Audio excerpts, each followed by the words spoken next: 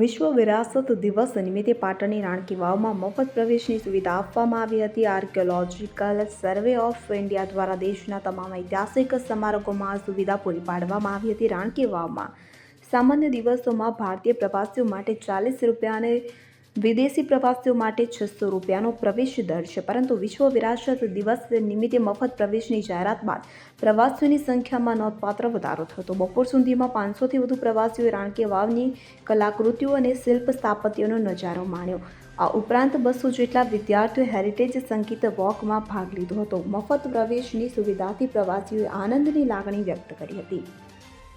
Bureau report CN24 news. હવે જુઓ દેશ દુનિયાની તમામ ખબરો તમારી આંગળીના ટેરવે.